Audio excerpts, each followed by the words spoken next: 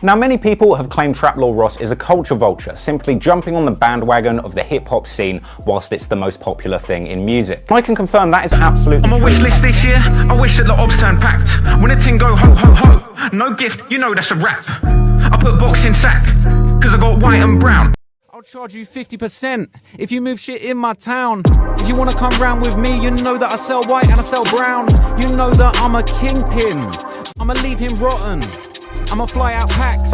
Everybody know Big Trap Lord Ross come through and he'll charge you a tax. And you know that the coke ain't diet, and you know that the cane ain't candy. Gang done dropped off so many grams this year, man, I should've won a Grammy. I don't beef with them, man, just dead it. Get man down like Reddit. Wrap the brick and then sell it. Joy to the world, my op got bun. Trying to be something they're not. Like, my thing is, I never wanted to be something I'm not. Like, I definitely was idolizing rappers and running around Bognor probably in a tracksuit, thinking I was really cool. I treat all blocks like the gun ring. 12-inch shank like Subway. But like, I never wanted to be like Chicago. Like, once I got into Chicago music, and I would have lived. Rest up Von and Duck, I'm a Chicago legend too. Bow tie in the trenches, the Crips say we fuck with you.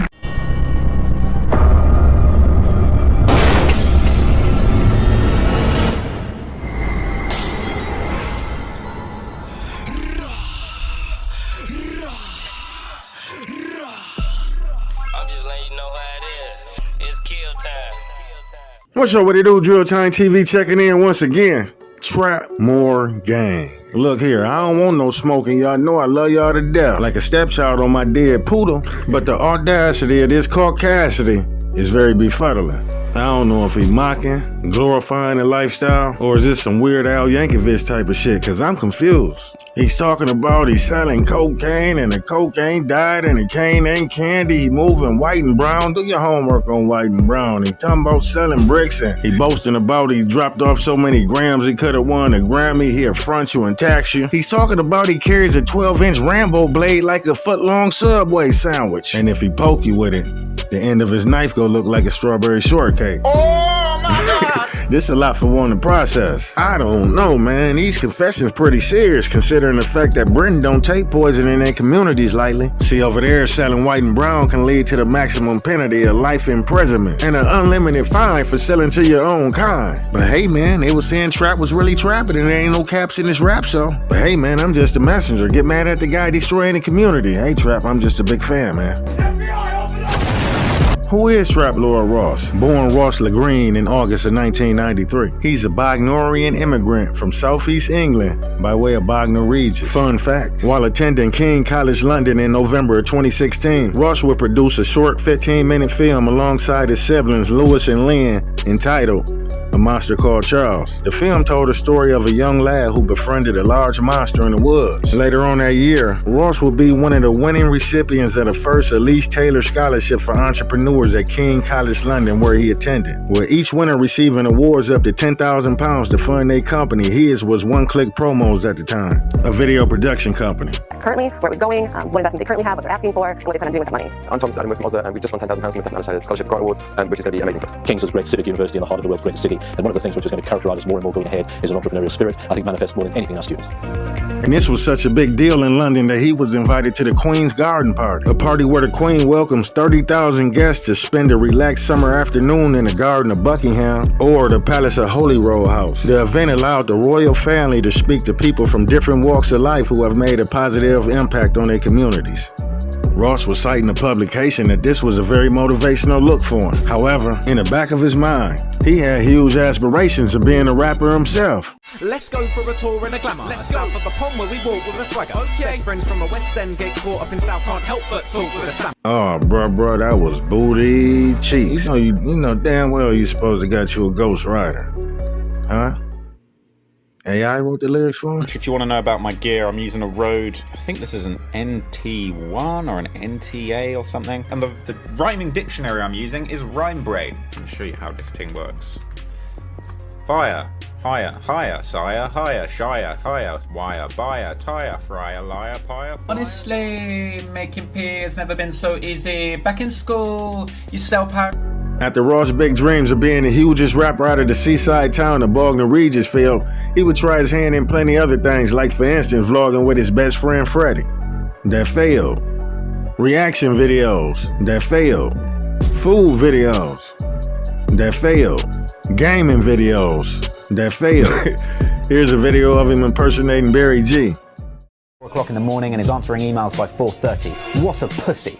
I'm up at 3 o'clock on the treadmill, on the phone, waking up my customer. I bet you can guess by now. Yep, that one failed too. Oh man, listen, man, I almost forgot too. He tried to be a comedian too, but the jokes weren't joking. Painful to watch me here lick off some of these terrible gags. It's like watching one of my videos now, but worse. Working alongside a barrister, and barristers are the guys with the funny wigs that argue in court, okay? So it's really competitive to become a barrister, right? If you went to the University of Cambridge and did law, you got a shot at being a barrister. If you went to the University of Lancaster, you got a double shot at being a barista. Let that one breathe. If I haven't managed to find a job, and that's none of your fucking business, mum. Going to the gym every single day. I don't work out. I just go to see if anyone's left any food in the lockers. But after several unsuccessful attempts to gain traction, he pivoted his focus on black street culture and monetizing pain as entertainment. These days you're known for hip-hop documentaries, but you didn't start out that way. Originally, you were a rapper. I tried it at rapping, man. Yeah, it's, a long time ago, man. I was trying to make it as a rapper. Yeah, for a little bit I was trying to rap, but it didn't really go anywhere, Vlad. They ain't trying to hear me rap. It was kind of a case that it was like I would have rappers and I'd have some wacky idea for a video. They wouldn't want to do it. So I'd be like, let me do that myself. Let me shoot that video for my own self. And I just wanted to be in the game. Like I wanted to be in the mix somehow, whether it was shooting music videos, rapping. I was trying to make beats for a bit, but I was trash, to be honest with you. So it wasn't going nowhere. But you know, eventually had a few maneuvers and ended up in this game. All right, you even tried stand-up comedy. I did, yeah. Man, you're doing your research, Vlad. I was saying, yeah, I ain't gonna call you the police, but you're definitely a good researcher. Right, trying stand-up comedy, you would upload sketches and everything to YouTube, but none of that really took off.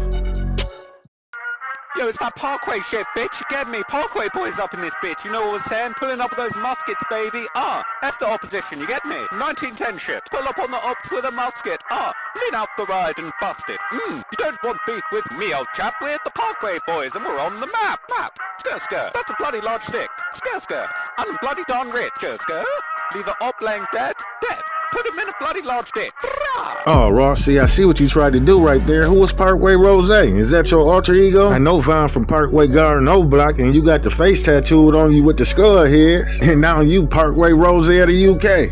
See, now you playing in our face. Bro, how are you a hip-hopologist if you tried every avenue to break into hip-hop, but you failed? Murderologist, maybe, because that ain't journalism. I'm beginning to see a pattern of behavior for you failed rappers that be coming on here and trying to destroy the ones that made it out. You the guy known on the internet that try to take a nigga down when you see him on top. I couldn't imagine a world where I'm judged by my worst moments ever. What about you? Bro, you just some dude from overseas that brag about selling white and brown. And since you make videos tying niggas to crime based off speculation, hey, it wouldn't be nobody to blame but yourself if somebody shared this and Prince Harry caught way into it. Cause only a fool will document his own crime on record and think he can get away with the shit. See, man, y'all gotta do too much for clout. First, y'all gotta confess about the drugs y'all done sold, the bodies y'all done count, then you gotta make a record about it and then post it on Instagram and then defend yourself in court. See, we can't just let this one slip through the cracks though. See, Trap, I'm a big fan. But I abide by the law, and it sounds like you breaking it. What? I don't know, man. I heard Trap was sending bricks out and he was a fool with that musket, so I'm confirming ain't no caps in his rap. So if we got any bricks in the building, rest in peace to the queen. But if y'all get a chance, please get Carol Stormer or King Charles III on the horn and let them know we established that paper trail in 2017, where he came up on 10,000 pounds. 13,330 in USD to be exact. I might be mistaken, but we sort of got intel that he possibly dumped it in the streets of Baton Rouge. And ever since then, he been rapping about selling birds of white and brown and shipping packages through the air. And we got all this criminating evidence documented in his rap transcripts. I don't know, it might be a long shot, but this might be something that the parliament possibly need to look into. Get your police ass out of here. Hey, but what do y'all think? Can singing and writing violent, incriminating song lyrics be used as evidence that a person has committed a crime? Over and over again in state courts across the country, prosecutors are trying to do just that. Run the streets, own the night. Got the bag, made the drop. The defendant clearly states his intent here, Your Honor. The question for courts included in a recent case in Iowa is whether this tactic risks convicting people not because of what they did or didn't, but because of how jurors react in their taste of music. But it's not all musical genres that got the attention of prosecutors. They not trying to prove that defendants at some point sang along or wrote country lyrics comparable to Johnny Cash, Folsom Prison Blues, where he wrote, "I shot a man in Reno just to watch him die." Or rock songs like Freddie Mercury lyrical confession that he just killed the man, put a gun up against his head and pulled the trigger and now he's dead. Or pop songs like Taylor Swift, Nobody No Crime, where she sings about murdering her friend's husband. Instead, in case after case, when prosecutors introduce music to evidence, it's rap music. And Cap Lord, he aware of all this. That's why the fans is fed up and calling him out for prioritizing sensational content with salacious details over accuracy by pinning mysterious murders on a certain demographic of people without verified police paperwork or FOIA information to support his claims. And he presenting these theories as facts based on Reddit comments, song lyrics, and fan fiction through the process of media framing. Media framing is a process by which news organizations and other communicators select and emphasize certain aspects of a story while downplaying others, thereby influencing how audience perceive and interpret events or issues. It's a powerful tool that shapes public opinion and discourse by providing a specific context or frame for the information presented. From my observation, if you've been paying attention and you're a cognitive thinker, then you already understand this 3-step method to madness. And we gonna get into the other 2 steps a little later on in this video, but first and foremost, step number 1. First, he pretends to be a fan. Because he did the same thing with King Von. He disguised himself as a fan, and once that man died, he murdered him again. I mean, not physically, but in public perception by putting him alongside America's deadliest serial killers like Jeffrey Dahmer and Dennis Rader, although he never been convicted of a murder. So after the Von hype died down, he was looking for a new specimen to leech onto and suck the blood out of. Pause. That's when he landed on Lil Durk, but this time what he did different was, instead of waiting on him to die, he dropped a video and threw some scores on him. Why, he was still alive. I guess Durk wasn't dying quick enough for him, so he turned it up a notch and said fuck it, and started uploading a barrage of videos connecting Durk to murders left and right. Meanwhile, Durk fighting an active case facing a death penalty. And no matter how you look at that, that's nasty work. Trap don't know if he want to be a fan or a op.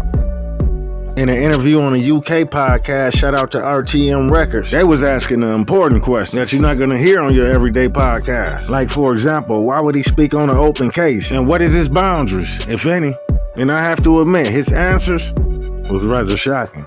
Is the reason why some people have certain opinions, me personally, like I said, I ain't watched a lot of your stuff, I watched 2-3 things, and I can tell, I'm not going to ask you if you do, because I can tell you kind of rate the bad boys, innit? Do you get what I'm going to say to you, Because, no, you do, because in certain comments you make, I'll refer to like the Central Sea and Diggity thing, he was like, yeah, he's a real menace in this place, and he's, you could tell by what you're saying and right, This is where I think some of the comments come from with like infatuation and all of that, to make you right?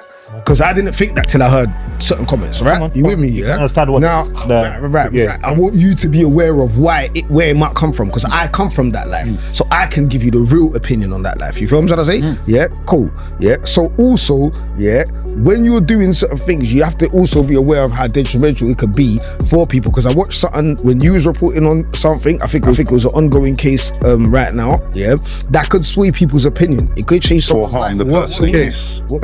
It was the case with Russ Millions and stuff like that, innit? Yeah, and it's ongoing. It's an open case. You get what I'm saying to you? It could have, the jury could watch that. You get what I'm saying to you? It could change someone's verdict. So you can't compare it to Iraq and Afghanistan and all of these things. No one's soldiers in there. No one's getting charged. You get what I'm saying to you? Furthermore, if you want to report that, to be honest with you, I don't really give a shit. I'm not a soldier. I've never been part of that culture. But do you know what culture I'm part of? This one. Do you get what I'm saying to you? So when I say something that could have affected me in some way, if I ever got to that position, then I'll have an opinion in it. And I think that's why sometimes people have an opinion on what you report, because you haven't got that background. Do you get what I'm saying? If you've watched only 3 of my videos, how can you even comment on me? If that's your reasoning that I can't talk about it because I've never lived that life, you haven't watched all my videos, so you can't talk on me, right? You're missing the bit of why don't you consider the people that are on an open case, when you're talking about their open case, it could affect their conviction about it on BBC, bro. So it's on the newspapers. We're asking you about what you're doing.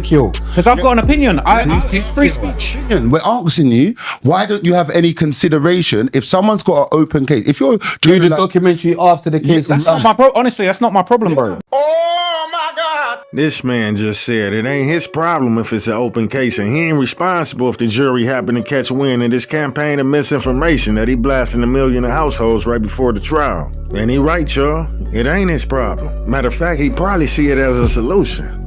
A solution to poverty. I guess that's why he's strategically planning to drop that many murders of Lil Durk, which was a compilation of all his Durk videos exactly 2 weeks before his bond hearing. They told me in that Capimentary he threw 6 more bodies out there for the feds to bite on, and what the feds have in their next motion? 6 more bodies? Leading up to the $1 million question. Is your boy really making these videos because he truly a fan? Or is he making these videos in desperate hopes of reaching the attention of the feds? Let me know what y'all think in the comments. Oh, there's new paperwork on Durk, and they're claiming there's like 6 new hits that they're trying to put on him. Seems a little far-fetched. See, for me, because I'm such a Durkologist and I've been following this stuff for so long, I've been thinking that there's 6 murders that Durk might have something to do with. A total of 6 additional. In addition to the hit that killed Savia Robinson, there were 6 additional hits that Durk put out. It doesn't say exactly who they were on, whether they were all at Quando Rondo, whether they were all different people. I could probably conjure up six different scenarios where stuff like this has gone down, and you know, it's possible that the feds are going to try and connect that to Durk. I could probably conjure up six different scenarios where stuff like this has gone down, and you know, it's possible that the feds are going to try and connect that to Durk. In Traplaw Ross, are you some kind of fed, snitch, ass, phony? And the truth is, ladies and gentlemen, yes, I'm a fed. I'm a big, fat, stinking, giant, greasy, bacon stinking fed. I'm gonna change the name of the channel to Young DJ Vlad because I just can't take it anymore. I'm not Traplaw Ross, I'm the real content cop. The entire purpose of my channel is to purely snitch on and catch rappers. That's not your problem. That's why you're Durk's on songs on Billboard #1 talking about no, you know, we had him screaming no, and then I'm not allowed to talk about these Billboard giant songs, so he shouldn't talk about music. Okay. It's just music, it's the air. We're saying we shoot people and all that, but we ain't really shot no one. Do you understand? So you can say it on music, but we can't talk about it. Yeah, you know what I'm saying? It's just, you know what I mean? And talk about something I've done, yeah? And you might be Free Smirky. Smirky's just saying that in his tracks. Because because Smirk needs to come home now. Because he's trying to get Smirk a big sentence. I'm saying all these things. No, but he keeps talking about his he's talking about his lyrics and all that. Forget his lyrics. They're entertainment purposes. Stop filming. Like they're entertainment purposes. Like, it's not though. It's not. He's talking about very specific things that happened and snitching on himself, bro. He's lyric. He's done that. I feel like you guys are in a different time. You're implicating the guy and saying names. It's social media now. Even like it. What I'm saying, yeah, I could quote something in my music, yeah. I could quote something in my music and talk about something that I've actually done, yeah. And you could be a fan of the culture, yeah, and be able to pull back a lot of things from before that, where they might not even be onto you, right, yeah. And you might be able to highlight exactly what I said and what that meant. Where do you draw the line between reporting on something for views, because let's have it 100, you're putting on your channel, it's views, you get paid for it, and like I said, it's not your business, but potentially harming someone who, without your judgment, the culture hasn't judged them. I said, no, we want them gone. The court system hasn't judged them and said, no, we want them gone. So who are you to make that decision to say, you know what, he needs to be gone, and I'm going to do everything. Stop. What about the people getting killed though? Not do that. Yeah, so like, at the end of the day, you're doing something that could potentially harm someone and potentially harm a community of people that you are a guest in. So how can he harm a community of people that he a guest in? Let's see. Ross said, what about the people getting killed like he gave a fuck? What about them? Ain't they gang members in a gang war? If so, they know what they signed up for, and we usually let the police deal with them. Even if no arrests are made after you just tried to accuse YB of murder for hire and placing 19 random bodies on him based off of one rap lyric. You would never know how the family of them 19 victims perceive this information, because now all you did was open up old wounds on the verge of healing. How would you feel if they want revenge now after watching your video and they believe that YB responsible for killing their loved one? And since they can't get up close and personal with him, they decide to take their pain out on one of his innocent loved ones that's probably still behind in Baton Rouge on the account of you trying to play Sherlock Holmes. So I felt my guy, he basically was saying, just be mindful of the rhetoric he's spewing on them folks over there. Because don't let him fool you. Ross is very mindful of the incriminating information he putting out on them individuals over there in the UK. He not placing random bodies on people based off Reddit comments from suburban kids on anonymous accounts that never been to the inner city. He would never. Over there in his country, he take the time out to make sure all the information is fact-checked by mainstream media and verified sources. So, what's up with that? You must feel these American rappers off. Went to the Moscow estate, I kind of broke down the beef between these two crews. I was kind of careful not to drop any info that was like too incriminating or like too damaging to any individuals that were actually involved in the story. And there was definitely more kind of sinister, unverified information about this story floating around out there. So when I was putting this thing together, I was making sure that I was very grounded just in the facts, the aspects of the story that had been covered properly by the mainstream media, and just anything that I could verify. Let's have it 100. If you're killing people and are doing murders for hire, you're hurting the community way more than me chatting about it. You're still avoiding the question. I don't draw the line. No, right. So that's the answer to your question. I don't draw the line. No, right. So that's the answer to your question. Damn, your boy Ross out here talking tough. You hearing me? Said I don't draw the line. Fuck the line, meaning it ain't no boundaries. I respect it. He giving it to him real over there. He said it ain't my problem if you go to jail for life or get the death penalty, and I don't draw the line. Fuck the line. So please keep the same energy when you out in public with your subjects, and you can't backpedal talking about you a fan, and it's coming from a respectful place when you just showed everybody your hand. Bro, like, I'm a fan, bro, at the end of the day. I'm a fan, innit? Like, I'm coming from a place. You doing shit that's locked up, bro. This our life you dealing with.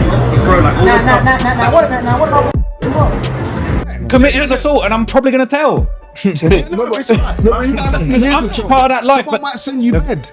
He knows that, and I'm hoping they go to jail for life for that. Honestly, the wrong person. I'm saying look out, and we got to say, what about the justice for Quando Rondo's cousin, who was not part of the beef that got killed? Oh man, see, this is a perfect example of media framing, where he creating a narrative and he conditioning the audience to believe that Quando Rondo cousin Lil Pal wasn't a part of the beef and he an innocent bystander. After Tim Quando and them did what they did to Vine, Lil Pal was doing his share of dissing, and he sent subliminals to Dirk, letting him know if they catch him, they go stretch him. But of course, he gonna leave this part out because it don't fit his narrative. The fans even finding it cringe that he fake taking sides in these gang wars. Rappers call other rappers pussy that have security, right? Because they want the opportunity to get to you. So when they criticize Trap Lil Ross, you're white, you're from the UK, you've never been over here. All right, well, if he was black, from over here, in the hood, he would already got killed for doing what he's doing. So what do you want him to do, die? I don't understand. Like, you're saying he's doing it from a safe... Yeah, that's why he is who he is. He's safely covering this. Hey, he got a point though. Because if the average nigga making this type of content that he making, he would have took a dirt nap by now. This bigger than ad revenues and clicks and views. He hoping his name get mentioned in a federal case again. Detective Needle testified that he has never even had, he's the gang detective, but yeah, so he's never even had an informant talking to him about ATK. Everything he knows, was proper. Most of what he knows comes from off of YouTube videos. The state I took over in discovery evidence of charts, organizational charts for these different gangs, ATK in particular. And in these charts, you see a hierarchy, you see a level of some sort of these different members and their names and their associations with these gangs. The chart that the state turned over, the state used when it first put out attention here, is a chart that is taken from off of a YouTube video. So the defense is claiming that a YouTuber by the name of Trap Lil Ross produced some state evidence in the form of organizational charts for different gangs in ATK in particular. And on these charts, you see a hierarchy with a level of some sort, with different members and their names associated with the gangs. Now the problem with this is the hierarchy wasn't factual based off of critical intel that he comprised as the head detective of JSO. He got it from a YouTube video. Now I want to talk to you specifically about YouTube. Okay. And so you mentioned that you looked at, specifically in your investigation of this gang war, you've looked at, I'm sure, many YouTube videos, right? Yes, ma'am. Not just music videos, right? Yes, I would say it's a mixture, but general music. Music videos are the most common. Okay. You also would look at like documentary style videos as well? To a certain extent, yes, ma'am. And in your review of those videos, sometimes you might find useful information, but you also find that not all the information is accurate, right? Correct. Okay.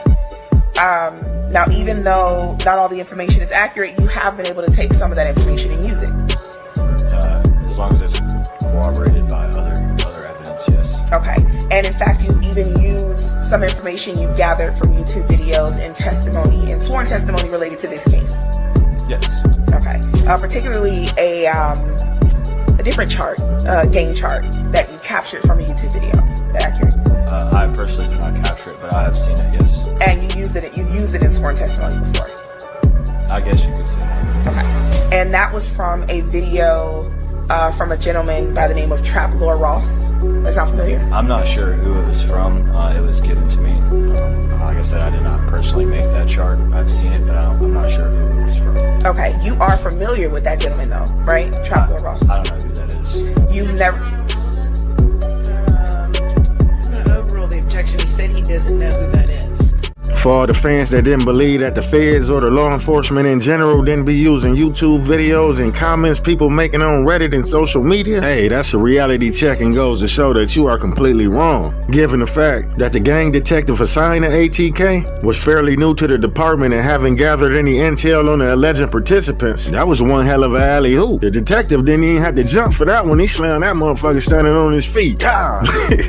Oh yeah, I ain't gonna lie, they be doing some self-snitching on themselves in these music videos and by the shit that they be posting on social media. And that's where the blogs come in, because basically we only reposting what y'all posting. And that's about as far as it go. But to go as far as finding gang member mugshots and cramming them together for some sort of police lineup to catch the attention of the right individuals, no, I ain't never seen that done in YouTube history. And the detective tried to protect his source by saying he didn't know who this YouTuber was because he knew he was playing a dangerous game.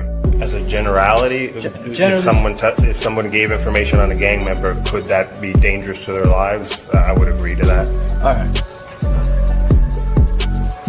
Hey, listen, Trap, man, I don't know what type of people you got in your corner, but just like they was telling Dirk to slide for Vine, and after he did, it was like, what a motherfucking loser, woo, woo, woo. Don't let the fans geek you up in your comments. You know how they'll be like, yeah, Trap exposed, go, go, go. But shit, if something happened to you, they gonna be like, man, dude, a goofy, man. We told him don't be digging and prying in people's lives and shit like, see, man, it goes both ways. I mean, even if that's what y'all calling content or whatever, such and such, man, just don't turn yourself into the entertainment, my guy. That's all I'm saying. And try not to take your job too seriously. And take off them track shoes, because they said you chasing it. Even the no jumpers, the Vlads and academics and all them, they just interviewing people and reacting to content. They ain't going out their way to make police lineups and them shits right there. Me personally, I let them people do their job. Just like if you going in a McDonald's drive-thru and you see them crammed up on the cars lined up from back and forth, are you gonna jump through that drive-thru window and get the flipping burgers and shaking fries? No, you go sit back and watch how it play out, and after that you go get your food and get the fuck on and let them people do their job. I told you last time I was talking to you, man, sometimes you gotta save a little sauce. Even if you know everything, man, sometimes it's good to just hold something back. Don't tell them everything, man, because shit like this happening,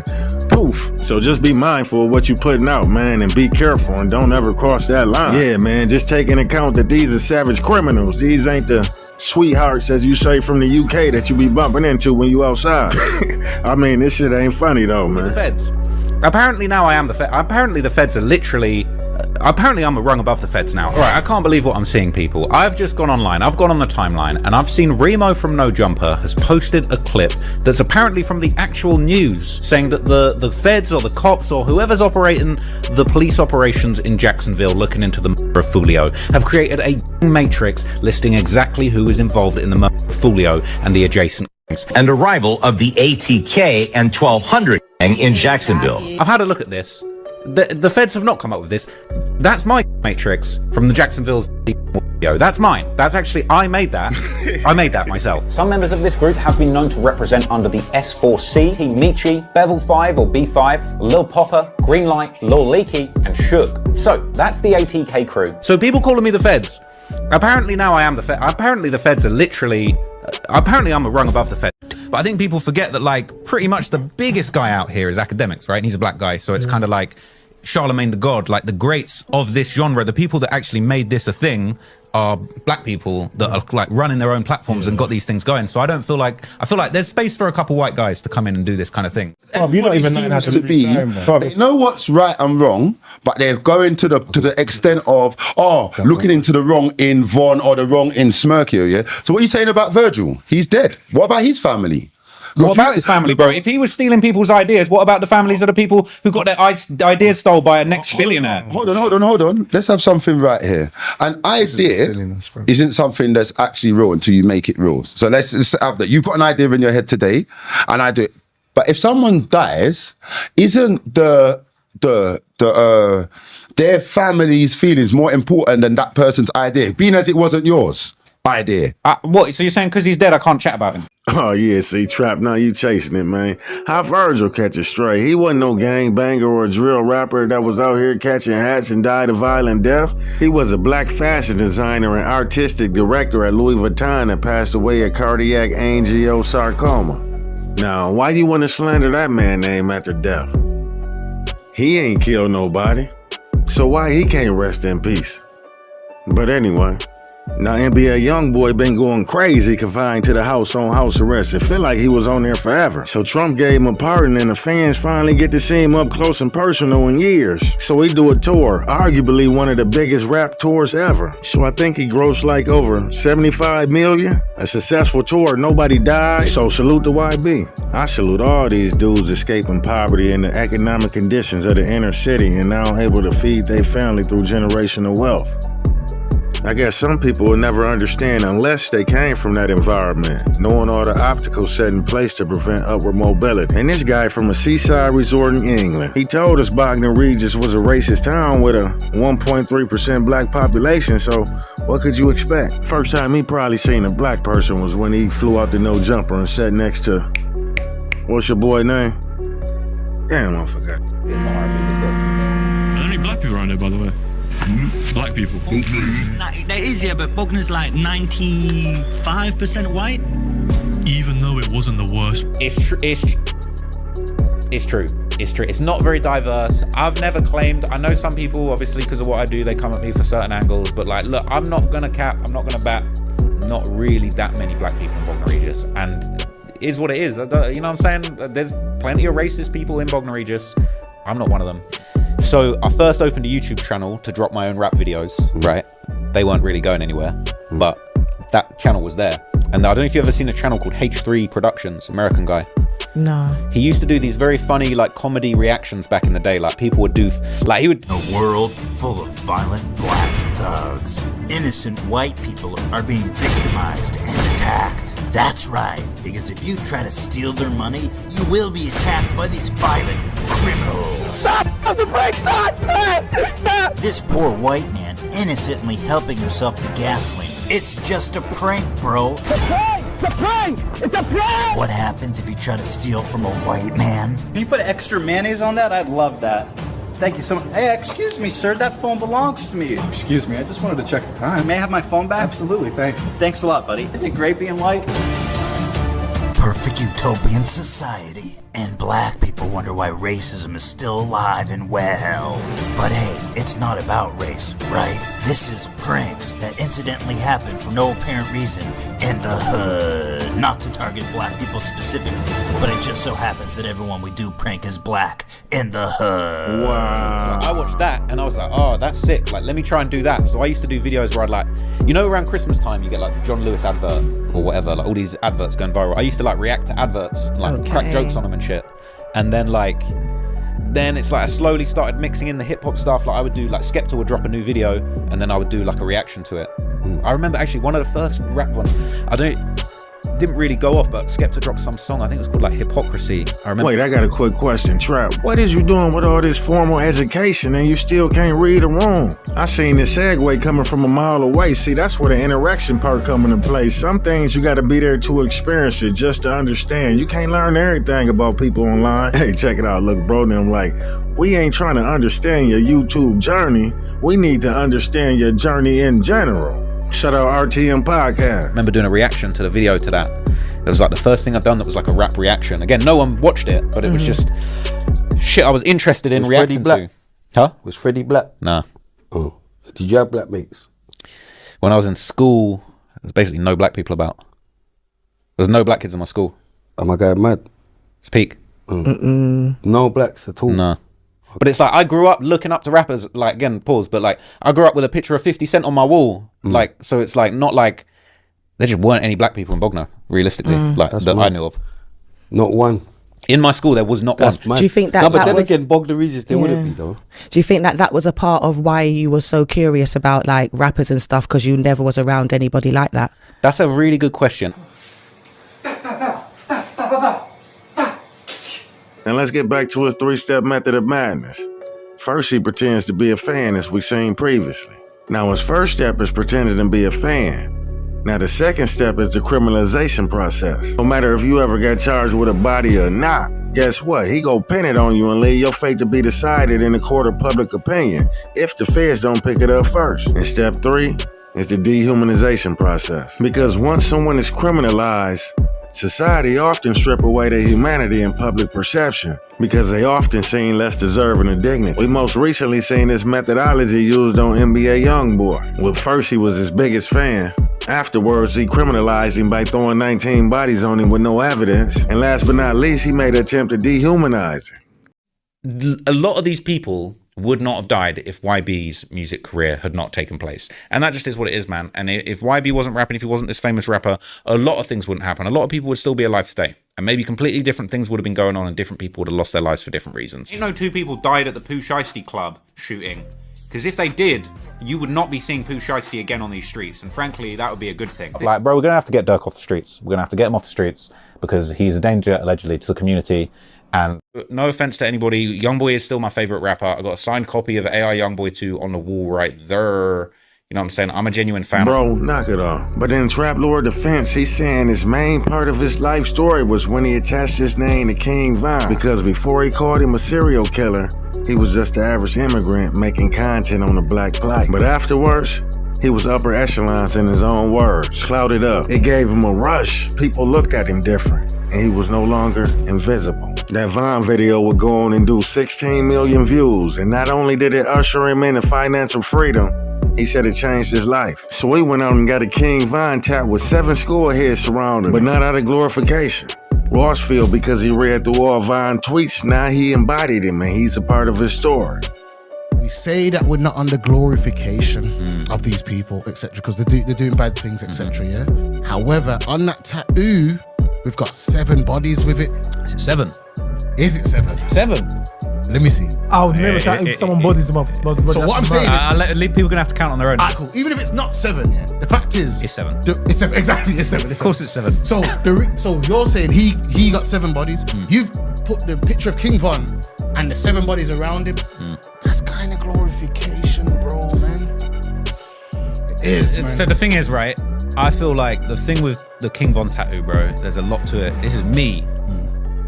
King Von changed my life, basically, and it is what it is, bro. It's not about that's there because I love Von and I love the bodies he caught. Like, Von changed my life. Even when Von was alive and I was doing videos about him, I didn't speak to Von directly, but like there was a situation where I'd made a first video about him and they were trying to take the channel down. I've had so many ups and downs with Von, and I'm a massive fan of his music. Like, when I got the tattoo done, I'd sat there and listened to all of his music. Like, I listened to the whole catalogue while I was getting the tattoo done. Give a round of applause for Dick Eaton. I listen to Von every day. I got so many Von songs on the playlist. I did a documentary about Von having 7 bodies that got 10 million views. It changed my life. So I wanted to get the tat. Why the bodies though? Like, you could have just got Because Von. it's part of the story though. That's the thing, it's part of the story. There's bare parts of his story, man. Yeah, but that's the main part. That is the main part. That is the main part. Cool, I'm not glorifying it, but it's like, it's part of my story. The fact that I basically did the video trying to explore whether he got the 7 bodies. It's a tattoo. It's not just about me. It's not just about Von. It's about me. The tattoo is kind of about me, my relationship with Von, the idea that like this was something that changed my life and I wanted to get a tattoo. So I had a really shit tattoo before. It was, and I got it covered over, and then I went back and forth with a tattoo artist about different things that meant a lot to me, and he basically gassed me up and was like, bro, what about King Von? Get King Von tattoo. And I was just like, bro, let's do it. But it's not trying to disrespect. You know, people were saying, oh, you got to get FBG Duck on the other leg now, or something like that. But if you never resonated with him like that, you don't have to. I mean, YoungBoy resonates with me a lot, so I consider getting a YoungBoy tat. Oh, okay, I get it. So he wanted YoungBoy to change his life again, like King Von did with these 19 murders he just put on him casually, but it didn't work. But Ross been chasing that formula ever since and been trying to duplicate the success of the rap serial killer documentary sitting at 16 million views, where he penned a bunch of unsolved murders on Vine based on a string of Twitter tweets. Now, 19 bodies is the most murders he done penned on one person at one time. What, he put 7 on Vine in that documentary? Now, with YB current success, Ross was hoping this was the documentary to do so and surpass it all and take him over the stars and do 1 million in a day. And unfortunately, that didn't happen. I mean, 600K, that's a bag, but it ain't 16 million. I don't think he gonna be getting no YB tat anytime soon. Y'all let me know in the comments. Y'all think he's still getting that YB tattoo after he couldn't hit a huge lick on it? But I kind of got that. I needed to fix the bad tattoo that I had before. But it's not trying to be disrespectful, but the King Von and the 7 Bodies, that is a part of my story. Yeah, so that's why I wanted to get it. Really no disrespect. But when I got it, I did know that it would get people talking. When you say change your life, obviously I know it's your biggest one. Like, in what sense? Because you was already quite successful. Because it took, you know what it was? Like you were saying, it's like it put me in that level with the academics and the Adams. Like literally, bro, I woke up a couple days after dropping that documentary and it was, my whole life was different. Like people were looking at me differently.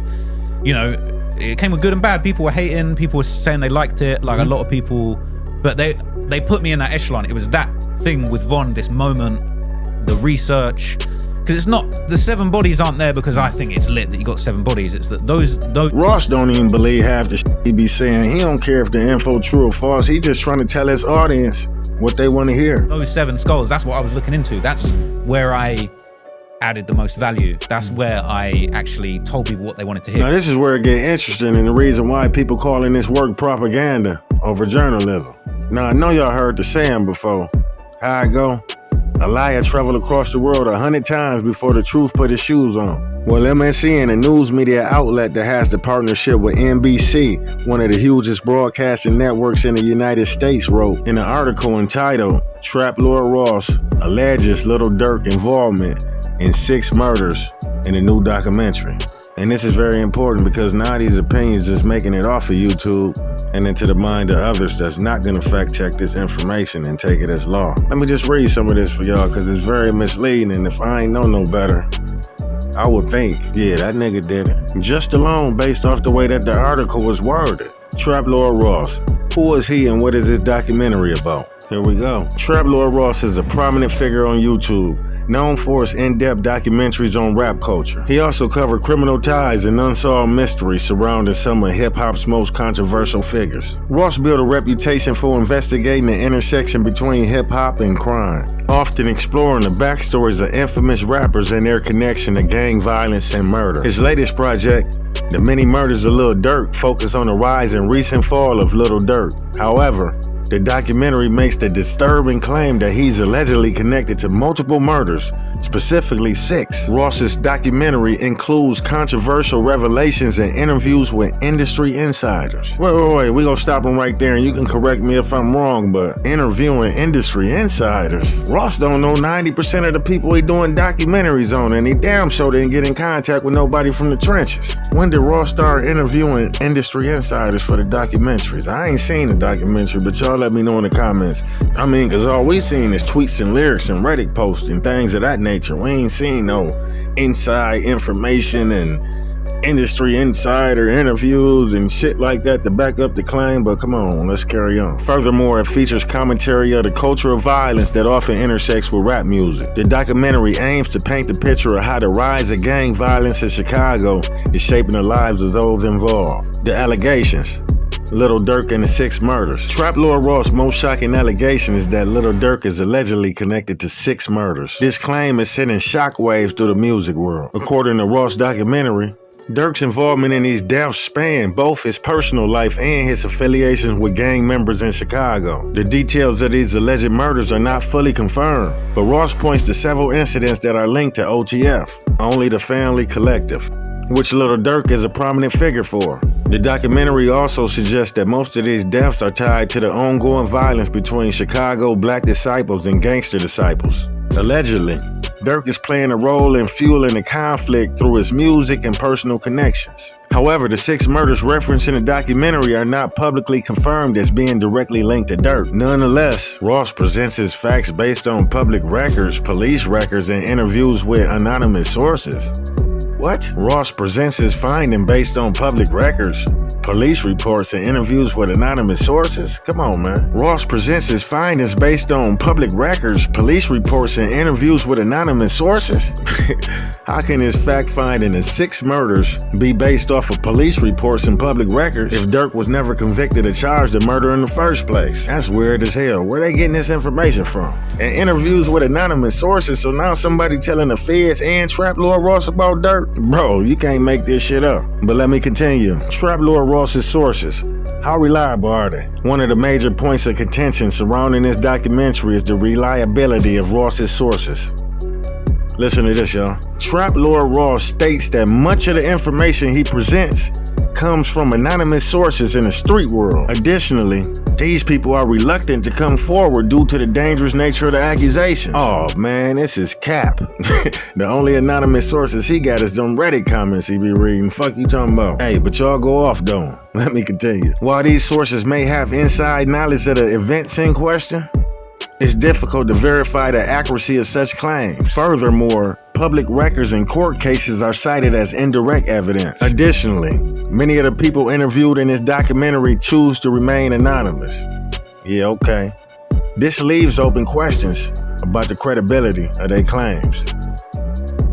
I figured it out, y'all. Now y'all see the dangers of weaponizing the platform against somebody and understand how juries get tainted. I know y'all see how they media frame that, like he going out to get interviews and he got exclusive information from people that was participating in street drama. See, seeing shit like that'll make you believe that the internet not a real place. And let me know in the comments, is this considered journalism or propaganda? We got to recognize Trap Lore, right, for being a journalist, right? A white, stale, soggy cracker of a man from England, yes. Okay. So is it Trap Lore's, is he wrong for journalism and researching what's been put in front of you? Absolutely not. He basically is like a cop. You know, he's a guy who's trying to uncover crimes and make YouTube videos I'm like, about bro, it's one thing if he's playing audio. Shit. But believe it or not, Trap wasn't always this policing. And the fans sensed the transition from the beginning of his content. And Trap, I got another question for you. I'm a big fan, but hey, how did you go from this? I love nothing more than hip-hop. Sometimes that means I love people that have committed crimes. Sometimes there are rappers that have dark criminal pasts, and you know, we've just got to accept them. To this. We need Lil Durk off the streets, basically. And just because you say, well, he didn't get his hands dirty and he just flew in on the private jet with the guy that organized all the hits and he didn't do nothing and he should just be able to slide. That's what the RICO's for, bro. The guy that flew in on the private jet and said, yo, don't book anything on my credit card, and is basically the catalyst setting the wheels into motion for an innocent man to be killed. Allegedly, if that's true, we're gonna need Durk off the streets, man, because I'm not trying to go. I don't think Little Pop was an innocent person, bro. He was a gang member. And that's what I've been saying the whole time. You can't be picking sides out here in the active gang war, man. That's why these boys trying to spank you and pull up on you like a diaper. See, whole time he on every platform trying to humanize Lil Pab like he wasn't with the shit either, so he can go on over there and dehumanize Dirk. Trap, you wrong for that. He's definitely not innocent, bro. So here's the funny thing. None of them are innocent. Little Tim is not innocent. Quando is not innocent, bro. These guys, like, come on, bro. Like, these are gangsters, bro. You're talking crazy right now. You're Why am I crazy talking right now. That's not crazy, bro. All right, they were playing the same game as everybody else. Lil Pab, from what I understand, he wasn't running around catching bodies. So here's the thing. People want to get on my case and talk about, oh, you're insensitive to these guys. They're growing up in the hood. They don't have any other choices. And I actually am sensitive to that. Lil Pab is somebody that grew up in the rough parts of Savannah, Georgia, in the hood. Bro, you and I know that all these guys came from poverty-stricken neighborhoods and were sucked into this lifestyle. Hey, y'all, look at Trap trying to move the goalpost. In the rolling 60s hood, he got sucked into that lifestyle. But from what I understand, Lil Pab was on some shipping packs. I'ma fly out packs. Everybody know Big Trap Lord Ross come through and he'll charge you a tax. I knew there would be some hating ass fools, okay? Some player haters, some bitch ass pagans, okay? There's probably a few of them in the comments, either here or on my Instagram. I sees you. And it's not just haters. It's genuine death threats. They're saying they're going to kill me. They're saying they're going to slide on me. They're saying they're going to blow your boy's brains out. At the end of the day, it's hard to be a civilian if you provoking gang members and inserting yourself in the street business. The other day, Ross told this man that he committed an unsolved murder in Chicago and he got reason to believe that he got 12 bodies under his belt. I said, damn. So Ross done put the spotlight on him and got him hotter than a firecracker. This how he responded. Ross, bro, I'll follow you back, but you gotta stop being on this land. You be all on YouTube and just be laying this motherfucker smack shit out you, then I'll be wrong and shit. I'll be wrong, right? Smack the dog, you then I'll be wrong, right? Cheers, nigga. Hey, Trap, if you saying he got 12, man, come on. You don't want to be 13. Just let it go. You know, that's an open case. But what Trap seen him do to hurt himself the most this far was backdoor UK rapper by the name of TY After this happened, the UK was furious and turned him over to us. According to Ross, TY has ties with Digga D, you know, the gangster that he always talking about in all these interviews and stuff from over there in UK. So this guy, TY, switches up his life from being a drill rapper to an animal enthusiast. You know, he's staying in the cut like peroxide and living a peaceful life. Friend of an op is an ops, I walk from the way to go burn that bridge. I wish I could. Back then was a well-known problem. Wife in the Dodge banned me from the hood. The verbal, I sit back and laugh. The kickback nearly broke my arm. I sit back in the back of the car cause I can't get clocked by the APR. Bow. Guys, right now, I am in some knee-deep swamp. All sorts of animals, turtles, caimans everywhere. First trek, see what kind of wild animals we'll come across. Guys, this is your green anaconda. We're out in Colombia. Scorching hot right now, humid at the same time. So everything looking up for the man, you know, he feeding and providing for his family. Then Ross come along, making a doc connecting Reddick docs, and boom, he done linked this man to a murder. So TY private messaged Ross and asked him politely, please trim out the rumors. Then Ross respond, I'm gonna trim the section with the rumors about it happening at the video shooting. I'm changing the title. And just leave that between me and you because I don't want bare change requests from random dons. I'm guessing that's the main rumor that's long for you, man. And then TY respond, nah, I won't tell anybody about anything. Even the call we had. I appreciate the understanding, bro. There's a lot of false rumors on the internet trying to create the wrong picture, and it gets frustrated, but yeah, thanks again, man. So TY left the conversation with the understanding that everything was gonna get took care of in the right fashion. Next thing you know, Ross made a 45-minute video of the DM entitled it, he wanted me to cover up a murder for him. TY would later be arrested for murder. After TY was arrested, I guess Ross felt it was a good time to take the two videos down. Now TY currently incarcerated and Ross done went on with his life and ain't mentioned him since. Damn, Ross, that's your work? Then Ross said, fuck him, out of sight, out of mind. Let's get into some of these UK drill comments. Major Square. Decent videos, but they overly long and dramatic. He's obviously profiting off of violence and doesn't seem too self-aware, aka doesn't handle it with grace or compassion. He's becoming closer to Adam 22 every day. Another user wrote, his research skills and storytelling ability can't be ignored. However, he's a huge dork and incredibly cringy. His real personality comes through on his short videos on his second channel, and he's unlikable. Another user, his research and taking Reddit comments with 12 upvotes as facts. Get fucking real, dude. Next user, literally what he does, laugh my ass off. He steals it word from here too. Damn, they on to you, Ross. Next user, he got Vine portrait tatted with scores for every single murder he committed. Somewhere there's black mothers living in poverty whose murdered sons got their cranium tatted on some white rich British guy. Super cornball. Hey, feel that one. Next user. This guy's special interest is Black Death and you guys wonder why people hate him? People calling him a journalist is delusional. He talks about real people dying as if it's Marvel fan fiction for entertainment purposes only. Next user. This guy is weirdly infatuated with murder, death, and attempted murders. And it's fucking creepy now, to be honest. All this focusing on demonic and negative energies is a sure way to get caught up in a bad situation yourself. Hey, I felt that one in my soul. Some of y'all receive dopamine when you see a dead body. You gotta keep your daily dose of death to a minimum. Next user. This guy refuses to highlight anything positive which black people are doing or are doing within the music industry. He only focuses on murder. He's making the black community look way worse by highlighting the fuckery.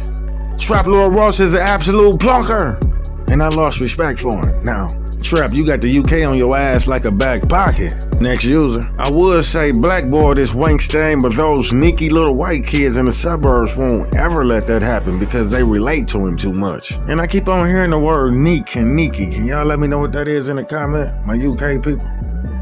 Peace. Next user. Fucking. Why? Because everything he reports, the public has access to. I swear y'all believe anything. Next user. Stop saying y'all, you're from the UK, first of all. And secondly, was the private combo between him and Ty public information? You people gotta stop with this. It's already public information. Even if it is, it doesn't mean you have to rub salt in the wound and make a 45-minute documentary alleging guilt on a man that haven't even been convicted by the courts yet. A man has been found guilty on YouTube before he even got a chance to stand a fair trial. That's fuckery. Yeah, you're right, bro. A private DM is definitely not public. Trap, what do you get for doing shit like this? Is somebody sending you a bonus? Next user. People that are against Trap Lord Ross are the reason that the Afro community will never thrive. So what you're saying is, it's better that he don't make it public and just let young men and kids kill, shoot, and stab each other? The people claiming he an informant, you know what? I give you the benefit of the doubt. What if he is an informant? You really think the police don't know 80% of this? Or are you guys so into your alpha role man male image that every cop in your eyes is stupid and a pig? I swear the being protective and glazing the gang culture must stop.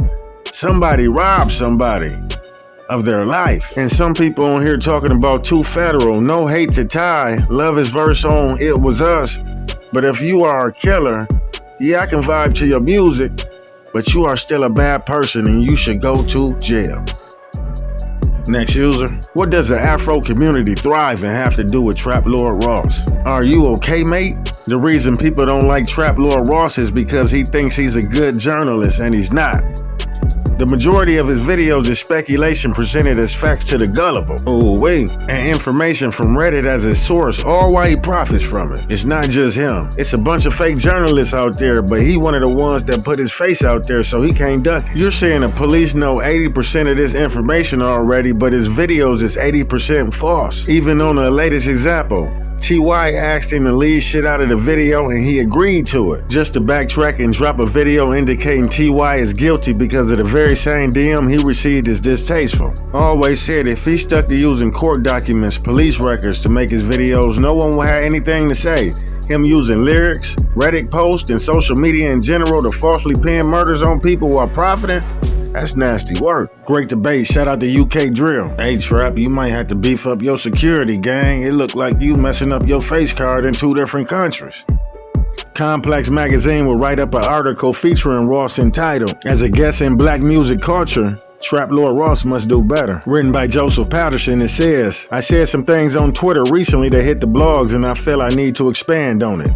Trap Lord Ross, the rap superfan turned content creator from the English seaside town of Bognor Regis, needs to seriously reconsider how he covers UK rap because his current reporting is doing more damage than good. As I wrote in my August column on UK rap media New Wave, what Trap Lord Ross is doing now is not journalism, despite always calling himself a journalist. By definition, a journalist's role is to ensure stories include multiple viewpoints and that facts are always present. However, Ross has repeatedly missed this mark, making it impossible for me or anyone else committed to journalistic integrity to take his work seriously. I doubt he even cares. Trap Lord Ross is evidently a hip-hop nerd, one who managed to catch a break with his obsession with the darker side of rap. The tragic cycle of violence and killing sparked by beef that often begins on wax through This and the Dead. Documenting black pain in this way is something I would never want to do myself. Firstly, as a black man that understands that side of the coin. And secondly, as someone who prefers greatness over negativity. JP will go on to say, if I'm being honest though, I'm not concerned with what he does with American rap. That's not really my lane, and I'm sure they'll have they say when it's time. But when it comes to UK rap and culture, I feel I'm obligated to speak when I see things that are harmful to the scene. But who are you? JP, I had a few of these comments thrown at me off the back of my rant, so let me quickly answer that. My name is Joseph JP Patterson, and I have been documenting Black British music for over 20 years. I started out as a club night promoter, working with everyone from gigs to Skelter early on, before settling in the field of music journalism as a writer, critic, and editor. So I think I earned the right to call out foulness when I see it. And I feel that Trap Lord Ross' recent content has been just that. Foul. Him making a 4-hour-long video putting into question Central C's gangster was a bit weird. Why? Because were you around him to know that he didn't spend nights in the trap? And that he didn't wake up with spots on his face from germs? Going off your own perceived notion and ops hearsay is once again not journalism. So I'm guessing he put out one of them fake killer real gangster pieces like he did on YB to Central C's over there in the UK and said that he was a fake gangster or something. But let's continue. But the cinch thing isn't even my issue here. It's about Trap Lord Ross sitting on live stream with 6ix9ine, branded hip-hop biggest snitch, while laughing about guns and knives with a picture of Lowski in the background, knowing full and well he got a case in motion right now. It's about Trap Lord Ross being adamant that That Body, the chart-topping UK drill song by T.N. Wayne and Co., is about killing people, when in fact it's about getting lit with some baddies. It's about Trap Lord Ross' constant need to bring up Digger D as a big bad gangster from West London when the rapper just came home from prison and has another go at this positive life thing. I'm not here to excuse any rapper's behavior, but what Ross is doing, maybe unknowingly, is almost taunting them back in the life of badness by having these negative headlines constantly attached to their name. Documenting Black British music should always be handled with care because it deserves that much. Myself and others have spent many years lifting up the culture to a point where it's taken seriously in spaces that never wanted to accept us, but now they had no other choice but to. This work isn't about to be undone by a guest of the culture who clearly doesn't care about the literal blood, sweat, and tears that it had taken us to get here. I can't stop no one from doing what they want on their own platform, but even if Trap Lord Ross was to review or discuss music of these rappers critically, instead of making light of their dark situations, it would be a major improvement. Damn, they done booted Trap out the UK too. Pretty soon he gonna be staying in a city near you. Whether you agree with Trap Lord Ross or think he crossed the line, one thing is clear. His videos force conversations that most people are afraid to touch. He's poking at the most dangerous corners of hip-hop, and the reaction shows through the threats, the backlash, the debates, and they only getting louder. Trap Lord Ross sits in a strange place between journalism, entertainment, and controversy. And depending on who you ask, he either exposing the truth or poking the wrong beehives. I gathered everything I could in 60 minutes to bring you the clearest picture possible. And I hope it helps you understand the situation from every angle, but the bigger questions don't have easy answers. But this isn't about me or Trap Lord Ross. It's about how you interpret the story. So let me know down below, is he exposing the truth or crossing the line? I'm gonna end this one off with the homie Lil Bill. Shout out to him and everyone on the panel. Hit the like, hit the subscribe, stay locked in, because over here we break down stories everybody else afraid to touch.